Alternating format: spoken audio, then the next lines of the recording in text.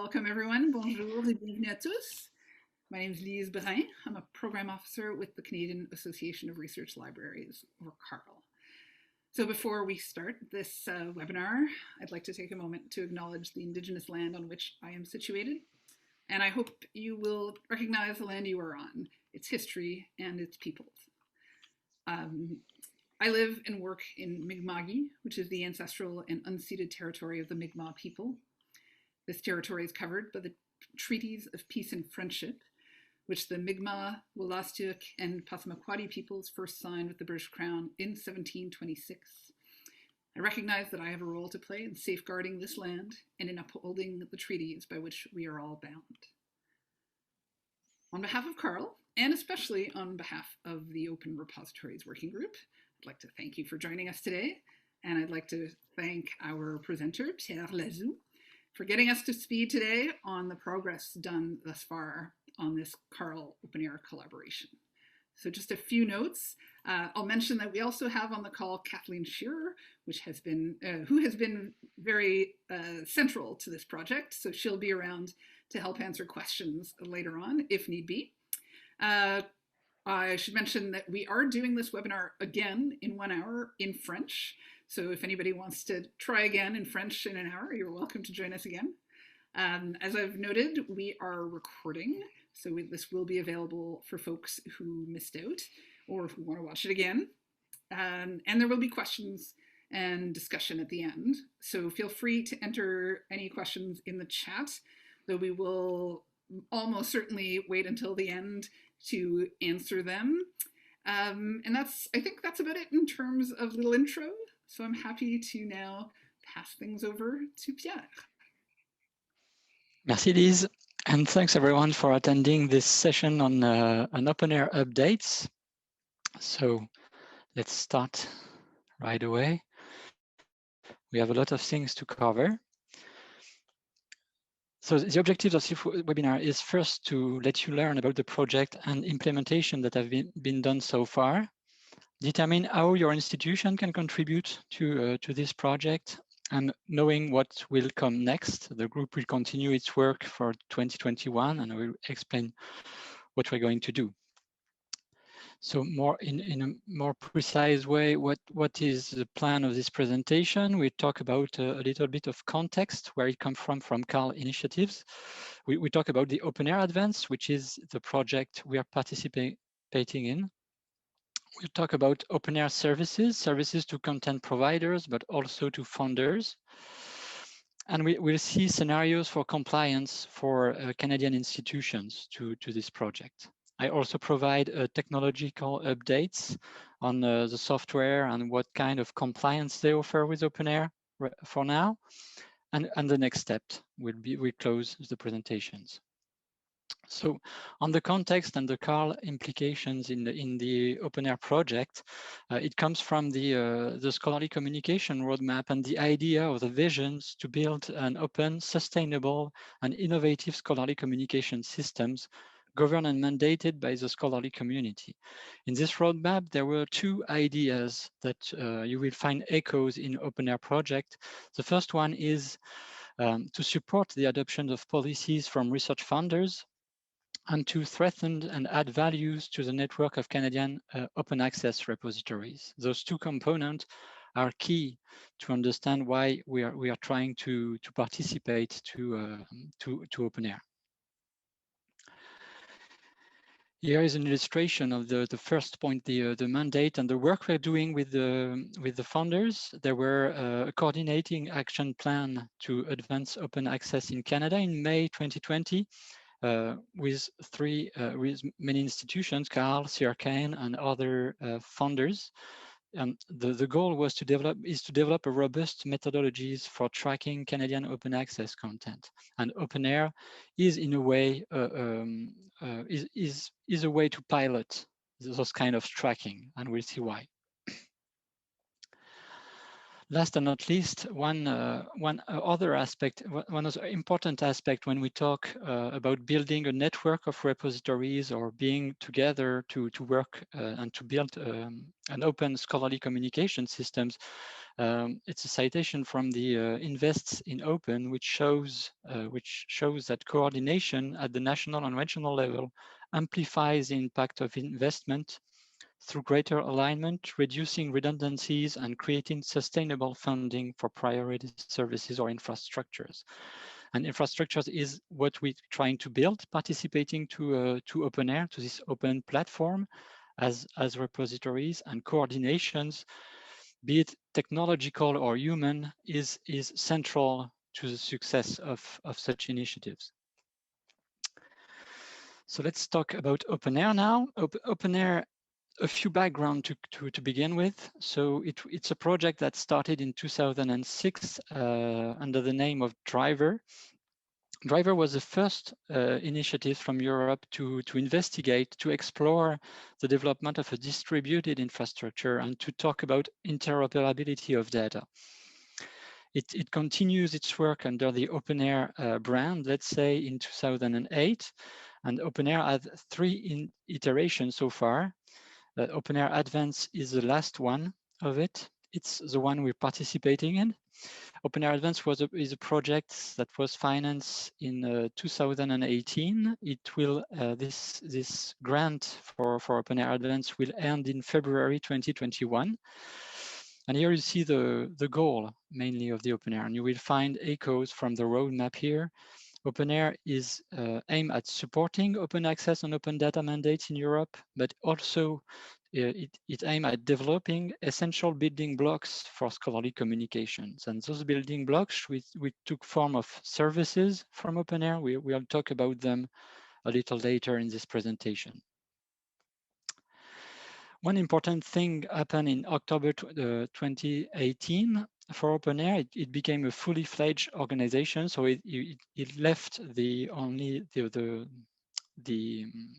it's not only a project financed by Europe, it's now an independent organization. And in OpenAIRE Advance, Canada is participating in the working project Global Open Access Scholarly Communication Infrastructure, and we're working on what is called the Aggregator as a service with Canadian repositories. So this is where we fit in the OpenAIRE Advance. What is this Aggregator as a service with Canadian repositories? In OpenAIRE Advance, basically it has 3 main characteristics. The first one is aggregation of full text and metadata from Canadian repositories.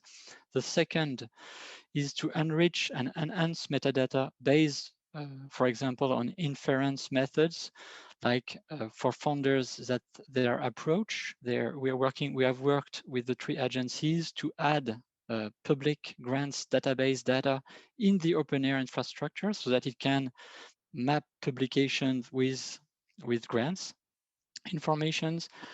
And one deliverable of the project is a specific Canadian portal for our content, for Canadian content, to support discoverability and tracking. The 14 benefits for the repositories across Canada is to support greater visibility and tracking of Canadians' open access content, to leverage and add values to the network of repository in Canada, and also to reduce our institutional dependencies on external players that do not have value aligned with openness or public goods or public interests. For Canadian founders, there's also foreseen benefits, enabling 3 agencies to track open access articles more comprehensively, and on a longer run, improve researcher compliance with 3 agencies' open access policy. So just a recap for now, OpenAIRE Advance is basically all about disseminating, discovering, and tracking Canadian open access content. How is it doing so? So this is what OpenAIRE call the research graph, and we just look at it quickly. But basically what it said it will aggregate our content, repository content, through a process that goes with deduplications of data, improving relationships between the publications and other kind of information, the ORCID, the cross-ref registry, but also enrich metadata with technique like data mining, for example, from the full text we sent, it can data mine information, like information on founders, for examples. And then all this is pushed in the OpenAIRE services, OpenAIRE Develop, OpenAIRE Explorer, OpenAIRE Monitor for usage statistics, and all this. So it goes through a complete process. And the important thing here is OpenAIRE is consuming data from repositories, but also from other sources. This is a print screen of the development, the prototype of the Canadian aggregator. It will be a specific interface for Canadian content. It will contain all Canadian, it's as I mentioned, the main deliverable from the OpenAIRE Advanced project, and we hope to have it in beta in early 2021. It will contain publication from that OpenAIRE identifies as originating from Canada. So it will contain, yes, publication from institutional repositories, but also article published, which from the Crossref registry, from PubMed and publisher data. It will also contain Portage further data and Canadian journals data from OGS data, which OGS has a plugin for OpenAIRE, and Erudi has worked its way for compliance. We'll see it later. Another service specifically directed to repository manager is the repository manager dashboard, or OpenAIRE Provide, which is another name for this.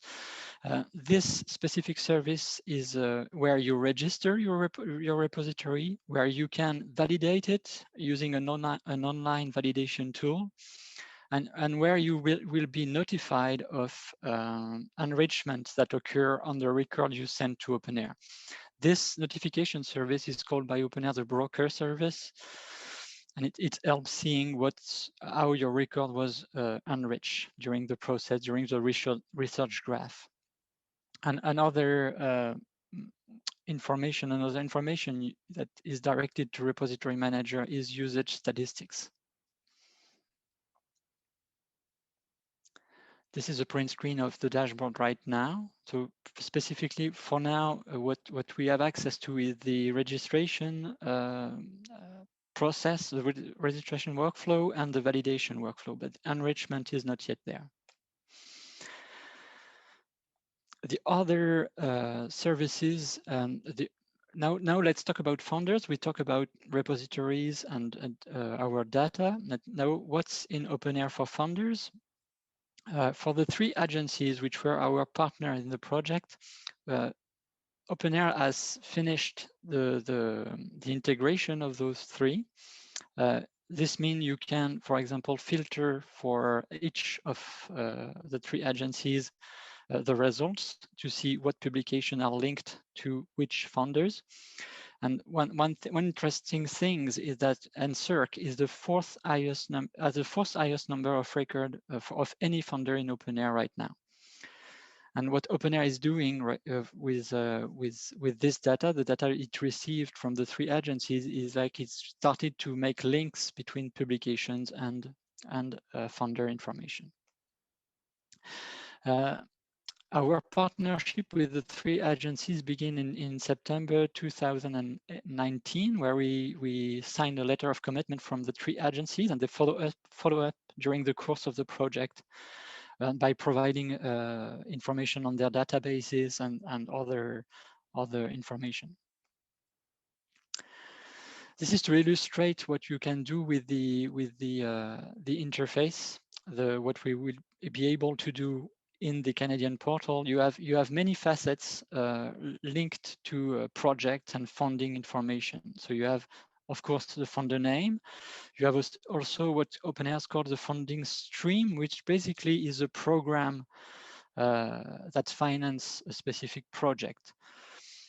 So you have three facets dedicated to funders and fund information. there's also a complete facet for access modes, which goes to restricted to open access. This is an illustration of what it looks like when you see a publication in OpenAIRE with the funding information. So basically in the results, it will indicate the different funders. If there's one, it's this way, it can be many. And this is another service for OpenAIRE for funders, which another dashboard, the funder dashboard. Here you see a copy from European Commission. And it's, for the moment, it's providing numbers, the number of publication associated with European Commission in OpenAIRE. So the same kind of dashboard will be produced for each agencies in Canada. So I talked briefly about guidelines and compliance. So it's time to go this road. It's the way being OpenAIRE compliant basically is all about guidelines. You need to implement in your repositories specific guidelines. The one that will that interests us most is a guideline for literature repositories, which has a version 4 since December 2018. We talk about. There's also data archives that is important, on which Portage has worked a lot. So the literature guideline version 4, it's basically using OAI PMH to be implemented. The compliance is required. You cannot pass in OpenAIRE if you're not compliant. That's why in the OpenAIRE provide a validator, an online validator is proposed.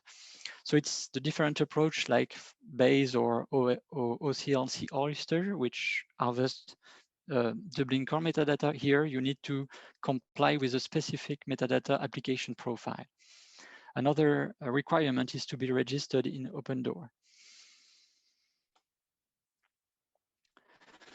So in Canada, the scenario for compliance, there for literature repositories, there's two roads that can be followed: the direct harvesting and another harvesting through the McMaster Canada Research Aggregator.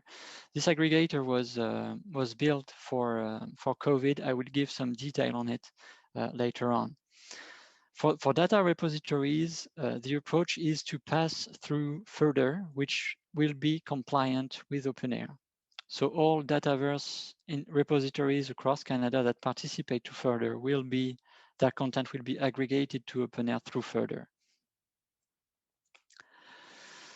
So Canada Research Aggregator, just briefly, it was built as part of a sub-project from the Open Repository Working Group to accelerate harvesting of COVID content in Canadian repositories. So the idea was to build this aggregator. It is hosted by McMaster University, and this aggregator will ensure compliance with OpenAIRE guidelines. It will. To date, there's 3 participants: McMaster, McGill, and Ottawa. And to participate, it's simply to contact Gabriella, which can give you information on how to participate. This aggregator is harvesting your repository data in simplified Dublin core. So the basic metadata for schema from the OAI, and then transform it to OpenAIRE. In this slide, I wanted to show you what kind of service goes if you participate to the aggregator. So you will be disseminated in Canadian Aggregator, and in OpenAIRE Explorer, which is the main platform of OpenAIRE. So your content will be available in those 2 services. If you're going with direct harvesting, the second road you can choose, here is a way. This is the only way for an institutions to have access to the services I presented earlier. So when you do the direct harvesting, you would have access to, of course, Canadian Aggregator. Your content will be indexed and searchable in Canadian Aggregator. In the OpenAIRE Platform Explorer, you will have access to the OpenAIRE Provide dashboard, and also to the OpenAIRE Monitor, which will deal with usage statistics.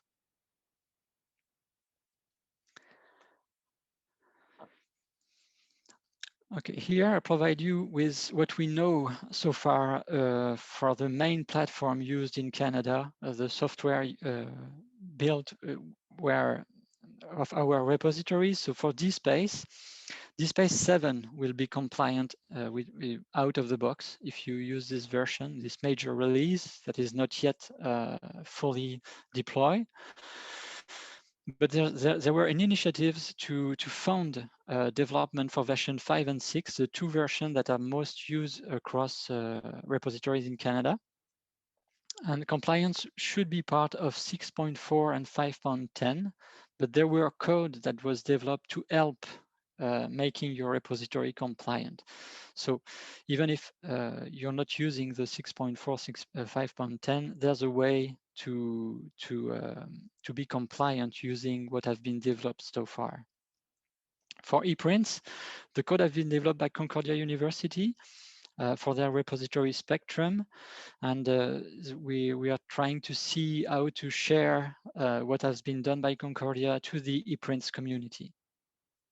For BPress Digital Commons, there's no plan from this software to be compliant with version 4, but you can expose your data in OpenAIRE version 3. It has been documented as part of the work of the Open Repository Working Group, and it will be also shared with the Canadian community. For Islandora, Simon Fraser has just started the work around compliance for Islandora 8 for their repositories, and they also may share their code for with the community, with the Islandora community. Regarding Samvera, a few repositories across Canada are using this software. We have no information right now. We don't know if there are any initiatives from the community to be compliant with OpenAIRE. And for Dataverse, as I mentioned earlier, Portage is doing a work to be OpenAIRE compliant. So basically, if your instance of Dataverse is harvested by further, you will be in the your data collection will be in the OpenAIRE platform. Here, I wanted to share with you the repositories that are compliant, that are in production and compliant with the OpenAIRE version 4 guidelines. So we have some institutions are compliant because they were part of what we call the OpenAIRE pilot. NRC, Concordia has made the development as part of this coordinating effort. For Erudi has made the development by itself. So all its data is exposed, all its article data is exposed using the compliant with version 4 of OpenAIRE. Queen's University has used the code that was developed for DSpace. The code that I mentioned was funded by Canadian University to deploy it in production. So they have used this as an experiment to see how it can be implemented. And Université de Montréal has also made development, but on its own with its own experience. So their repository Papyrus is also compliant. There are other institutions that are on their way, but I just wanted to mention a few examples. So a few major challenges that we encounter by our discussion with OpenAIRE from the last 2 years, maybe from the indexed content from a variety of sources, and there's often low quality or incomplete metadata from many data providers. They are still missing funder information, affiliation, sorry, in the publication. So it's not always easy to make the connection that OpenAIRE is trying to do. Regarding our community and the Canadian repositories, the problem we had is even if we all contribute, repositories across Canada have a low portion of full text article and data to provide to OpenAIRE. And another, and last but not least, compliance with OpenAIRE metadata guidelines require some local efforts. There's no, for now, there's no turnkey solutions to be compliant. You need to, there's codes that can be used, there's some things that has been done, but it required local efforts to implement the technical part, but also the metadata part, which needs sometimes custom mapping. Here is, I wanted to share with you the lessons learned from the sub project on COVID-19. There's a few problems that we witnessed, and we try to address some response to those problems. So you will find echo with the challenge as I just talked about. So the first problem was the lack of funder and project information related to research output. And on this, what we can address is just work closely with funders and research office to identify relevant funder and project informations so that we can add them to our repositories. Or the second problem is the lack of resource and expertise to implement the guidelines. As I mentioned, it requires local efforts, but a way to bypass this was lead to the creation of the Canadian Research Aggregator to bring non-compliant records for institutions that are not ready to comply, that have not the resources to comply. Canada Research can be a way to be compliant without making all those developments and specific mappings. Third problem, the incorrect mapping of some metadata elements that we witness when aggregating content. So on this aspect of metadata, there may be, and we will be working on this, a way to develop community curation workflows or best practices to improve the way we are documenting metadata. And last one, which is not specific to COVID-19, it's something we witness at different level in our OpenAIRE relation, the relationships in the OpenAIRE graph. The relationship, if you remind, is all the connection OpenAIRE is doing with specific publications and founders and other organization, affiliation of authors, or relationship between publications. All those network of relation is not always accurate. So maybe on this, we cannot make, we need to be patient and update regularly with OpenAIRE. Let's keep a link with OpenAIRE and see how it can be improved in the near future. Finally, what's next for the group and what we will try to produce? So there will be public pages on the OpenAIRE project before in December. We will still monitor the release of the Canadian portal, which we hope can be live in early 2021. And we will also finalize all the implementation documentation that we want to share with the community. There will be an implementation guide which will take the form of a decision tree per software decision tree. There will be a FAQ which will contain all the questions we ask to OpenAIRE during the course of the project and some answers they provide. And we will also work on funder metadata guidance, which will be a document to help add metadata around funders. We are starting the work for the DSpace software for now, but it will also be a document that we'll be sharing with the community. And with it, this is the end of my presentation. If you have any question, feel free to ask.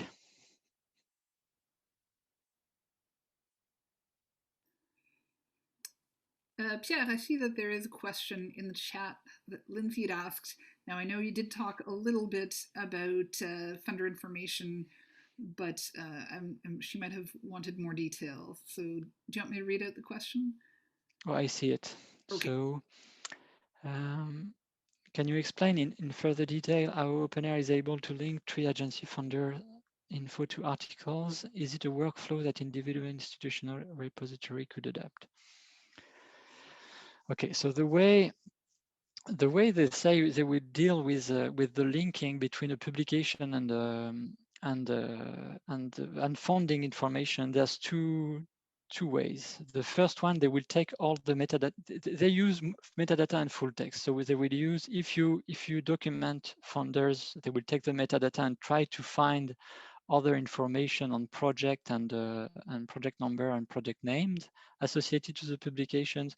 If you're providing nothing, they will deal with data mining on the full text of the article if you provide it. So for now, to be honest, we haven't seen what it's like to this kind of data mining on the manuscript and to see what kind of information they could do. It's something they mentioned to us, but we haven't seen it live for now. So I don't know how they infer this information from the publication right now, but that's the way they want to deal with it. They take information from the metadata and the full text, and they try to corroborate it with what they get from the funder, the public database they get from the funders. Can I add to that, Pierre? Yeah. Yeah, so I think right now most of the funder affiliation information in the OpenAIRE Canadian aggregation comes from Crossref, because they also bring in the Crossref metadata. So they're matching Crossref records with records from other publications. So that's the main source right now of the funder information, but they are trying to work on full text and data mining to identify the names of the funders in any full text content they have. And if they see the name of one of our funders there, then they will assign that as, they will create that relationship.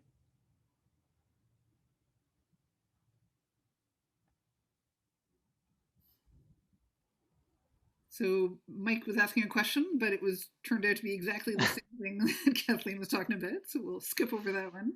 But there's a question from Pat Moore. CASRE ORCID also working on funding. Okay, so this is mentioning that CASRE and ORCID are working on funding and funder information capture and sharing. I'm wondering if we have any contact with them, whether we're partnering with them in any way. I don't know, Kathleen, do you want to go ahead on this one? Yeah, well, I know CASRE is no longer around, unfortunately. So I think all the CASRE services and tools have been sort of divvied up amongst other organizations. But ORCID, I think ORCID is being integrated, like ORCID metadata. Some ORCID metadata is being integrated into the OpenAIRE graph. But I'm not sure how far along they are with that. But certainly OpenAIRE would be aware of trying to make those connections in their research graph with the ORCID metadata. And we have a question from Amber, who has found their IR content already in OpenAIRE Explorer via datasite harvesting, but notes that the metadata could likely be better harvested directly from her IR, which would be more complete and accurate. Do you know how multiple harvests of items will be handled in regards to deduplication? So on this, we get a few information from OpenAIRE from the dedupe process they are conducting during the ingest of new articles. So I believe if there are already data with DOI, because if they harvest the data sites, if they ingest from data sites, and then your ER contains those same DOIs, it can be able to match the two, given that they will share the same ID, and then improve and merge the record. So there should be, if the ER, that's my understanding so far, if your ER provide a more accurate and more metadata than the original datasite record, it will be, the two will be merged and improve, enrich with the ER data. That's the way OpenAIRE wants to work from dedupe. It is not rejecting records, or it tries to merge and improve and enrich metadata from record they already have. So if you notice that that your repository data is already there using another source, if you provide more accurate information, they should be merged together and add the link from to your repositories in the record and the data that you provide that enrich the original one.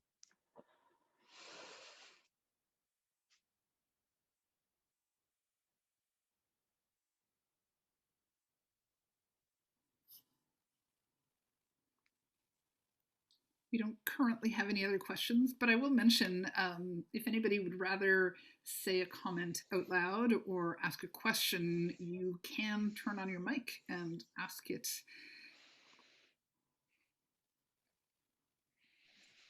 This is Lindsay. I just have another question. Yeah. I'm wondering about how OpenAIRE will handle things like preprints and postprints. I know that in my institutional repository, most of the full text I have is postprints or accepted manuscripts. And for those, I provide the DOI of the article of record.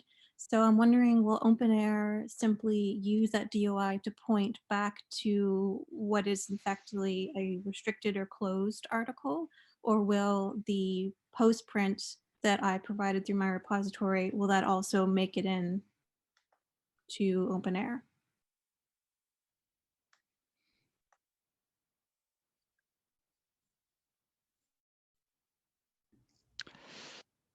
Lindsay, on these questions, it's not a question we ask to OpenAIRE, but I'm just sharing the resource graph too, and what you see something here about those versions, the preprint, postprint, and published, and what he says is they are considered equivalent.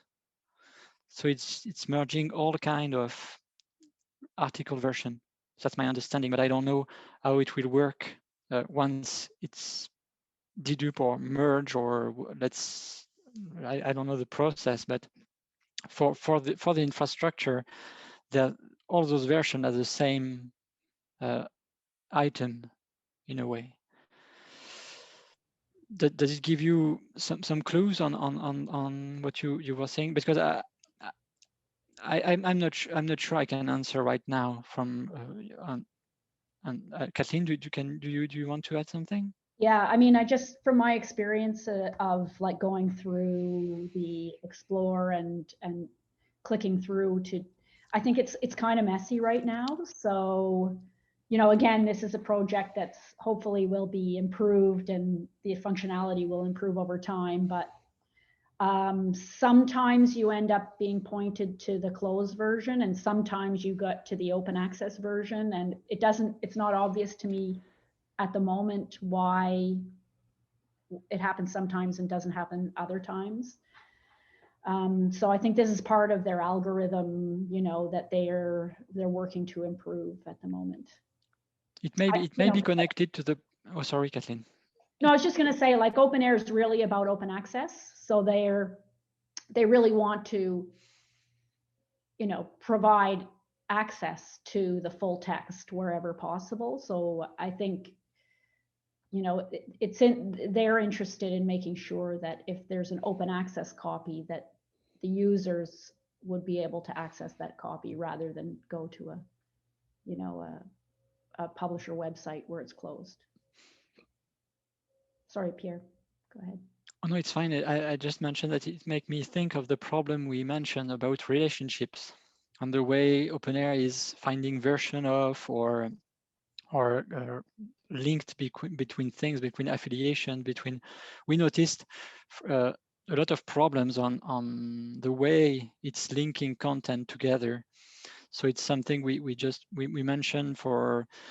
I have in mind the problem we used to witness with Concordia, which has publication affiliated to Concordia, which was not from any author from Concordia, or other kind of linking relationships that needs to be improved. So there's a comment from Mike, I think related to this. He's suggesting that there is relationship data built into Crossref, so that there should be a possibility to leverage those relationships. Yeah, Lisa, I just quickly add that I know that this is something Crossref is working on. So basically, like, it may not be super obvious, but when we publish a preprint, preprints in Crossref use a different DOI than the final published version, and then they map relationships between the two articles using the metadata. Sometimes people do that manually, or sometimes the publishers do it, or sometimes it's picked up by the system if it's very clear that the metadata all matches, and they can just kind of make the relationship. But if you're pulling a DOI of a final published article, it can see affiliated DOIs for things like preprints and postprints. The question would be how you then resolve it. My guess is that the publishers would very much prefer that it go to the final publication location, and then you would use something like, I don't know, unpaywall or open access button to discover the OA version. But there is that relationship data built in, and it used to be that there would be a new DOI for every preprint version, which is crazy. And I think they're looking at potentially getting away from doing that in general. But that's just to sort of speak to that relationship data. I know it's very possible to build out the relationships between all of these things, and even relationships. I think it's coming up in the schema between data sets and a publication too, I think. So there's lots of emerging sort of stuff happening there. Thanks, Mike. And I see that Will has provided a link to one entry in OpenAIRE Explorer that does have multiple versions, including preprints. So have a look at that. But I think we're at Susan's question, which is very much a segue from what we were just talking about what OpenAIRE could be working on next. So she asks, what is next for OpenAIRE, given that this particular round of funding is expiring soon? Do we know? Kathleen, perhaps? Yeah. So OpenAIRE has become a legal entity. So there are now kind of members of OpenAIRE. There aren't that many members, but there are members. But they've been kind of enveloped by the EOSC, which is the European Open Science Cloud. So they're one of the major infrastructures that's now part of the EOSC. So they're responsible for, shall we say, discovery of content in the EOSC. And so they will have continued project funding from the European Commission moving forward. But I don't know, this might change, their objectives over time, given that it seems like, the EOSC has a slightly different, their functionality might change over time if they're more focused on the European Open Science Cloud. But I think that it's only time will tell at this point. Thanks, Kathleen. And I'll just take a second to say hello to Martha Whitehead, who is congratulating the team on their work so far. Martha, of course, was the original co-chair for the Open Repositories Working Group. So it's great to have you with us. And I think there's another comment from Susan who asks, related to Pat's question earlier about ORCID and CASRE, I assume that adoption of a persistent identifier standard for organizations such as funders would help. And definitely. Let's all agree to that. Yeah. And I think that's all we have for questions at this point.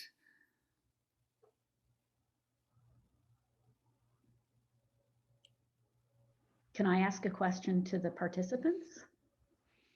Why not?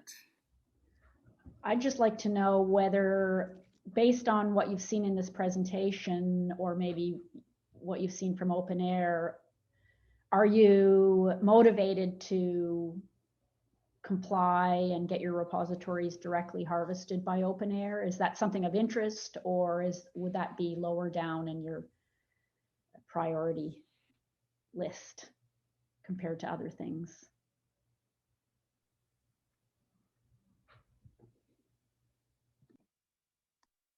This is Lindsay again. I'm certainly kind of interested and I think invested in complying, almost tangentially, just because the action of complying with OpenAIRE, I think will actually help resolve some of the issues I'm having, like metadata cleanup, consistent schema, those kind of issues that you'll have to undergo or I'll have to undergo to make it happen will make my repository better. That being said, right now I'm not really fussed whether I'm directly harvested by OpenAIRE or if I go through Canada Research. There is, I guess, kind of a level of comfort with Canada Research just because I know the people involved, it's, kind of friendly faces. So right now I'm open to either one of them.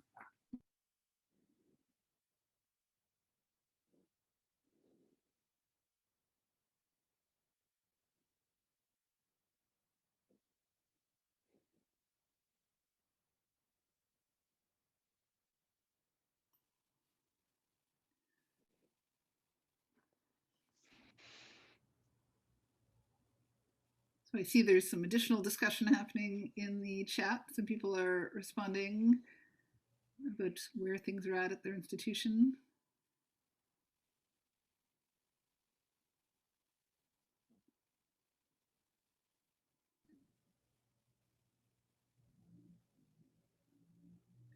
Thank you, Mike, for putting us up to speed on all these different PIDs out there. It's Jeanette here. If I could jump in on the question, I think having sort of some of these supports that are kind of upcoming, for example, sort of some metadata guidelines and the upcoming DSpace compatibility is going to be kind of probably the thing that puts us closer to maybe being more in direct compliance rather than, we are working with the McMaster, the Canada research one for COVID related research, but to have sort of everything done, I think we're just kind of waiting for that sort of next kind of big upgrades and things. So that's probably what it'll kind of hinge on, particularly because I know actually this may be a bit of a question for Pierre, but I know Queen's was developing, as you mentioned, the code for DSpace for OpenAIRE compliance, but with them being on XML UI, obviously anybody who's on JSP UI can't sort of hop onto that, but do you know, you mentioned, I think UDM in that slide was the other one with their Papyrus. Do you know if that was also an XML or a JSP UI based DSpace? Maybe you don't know, but just out of curiosity. It's an XML UI. Okay, yeah. So it's XML, but Janet, to be honest, I'm not sure it matters with because all the developments are related to OAI. And GSP and XML are sharing the same module for OAI PMH. So what Montreal did can be of help. Just to mention Queen's. Queen's has worked with what you may have seen in March, the release of DSpace 5 and 6 code, which was developed by a service provider from DSpace and was funded by many institutions across Canada. This code reveals not to be a turnkey code, and also to have to introduce maybe some problems and not security problems, but using it, making is basically you're making your DSpace code fork from the main branch, and it may cause trouble to synchronize. So Queen's has made compliance using this release of the code.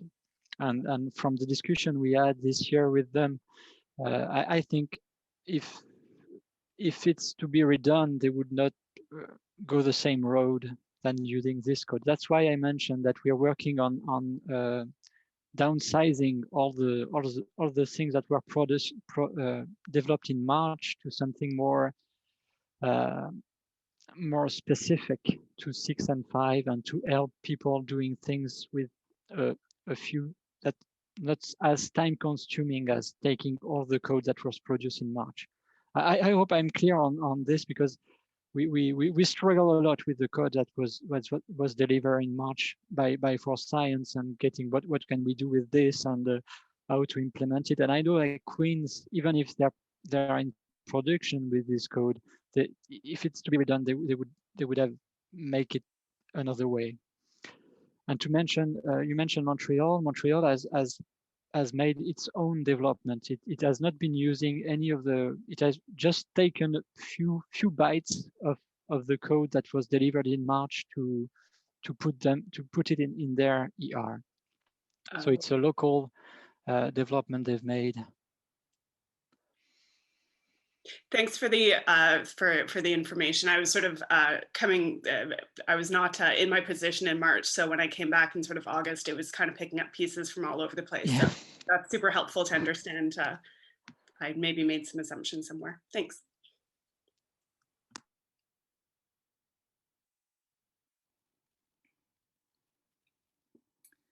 Don't know if anybody else wants to comment on their likeliness to become compliant in the next while. I do note that there are some comments in the chat, and we'll of course look through those. We could also just give Pierre a little break so he can catch his breath before the next one.